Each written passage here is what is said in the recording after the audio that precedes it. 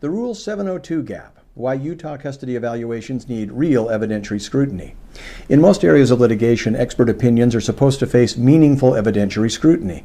If a medical expert claims a minor car accident caused a traumatic brain injury, courts often require the expert to explain the methodology, identify supporting literature, discuss reliability, and show the opinion is grounded in something more than intuition or confidence.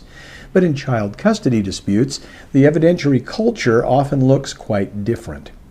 After nearly 30 years practicing Utah family law, I have watched courts apply rigorous skepticism to financial experts, engineers, and medical causation testimony, while simultaneously treating custody evaluators almost like quasi-judicial authorities whose opinions receive remarkably little methodological scrutiny.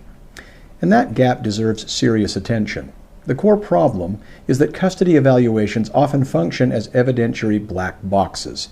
Evaluators conduct interviews with parents, children, teachers, therapists, and other collateral sources. Then they produce a report that can dramatically influence the outcome of the case.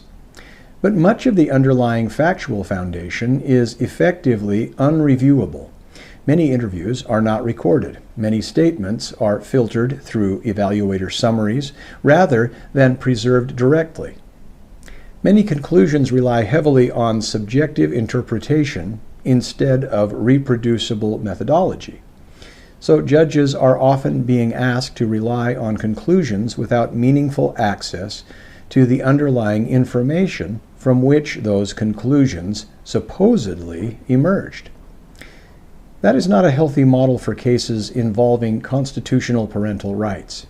To be clear, this is not an argument that custody evaluators are dishonest or useless.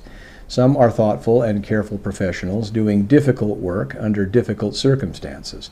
But credentials are not the same thing as evidentiary reliability, and they never will be.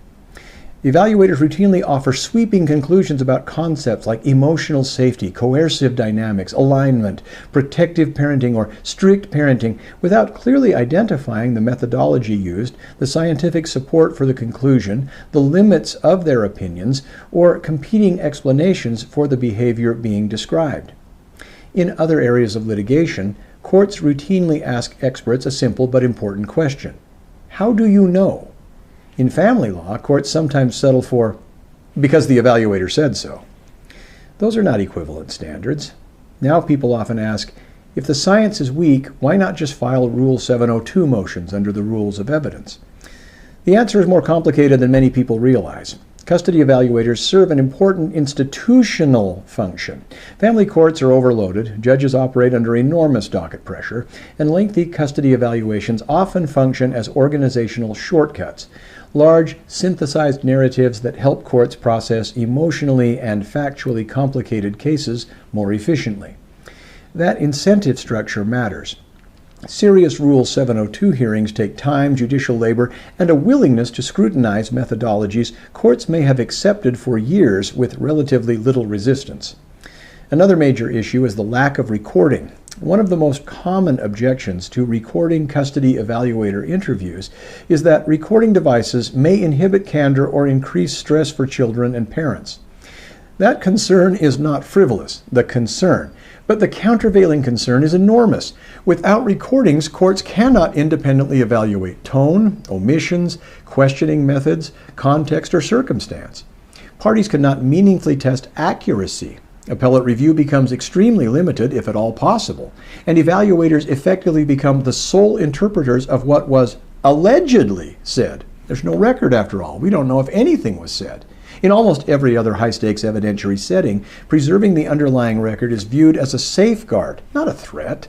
Police interrogations are recorded, depositions are recorded, court proceedings themselves are recorded. Yet in child custody disputes, some of the most consequential factual interactions affecting a child's future may exist only as filtered summaries inside a final evaluator report. Utah should seriously consider requiring recording of custody evaluation interviews absent extraordinary circumstances. Not because recording would eliminate subjectivity, it would not, but because transparency matters.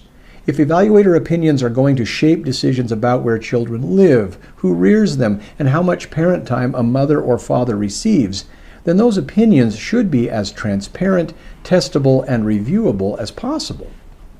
That is not anti-science. It is a demand for better evidence.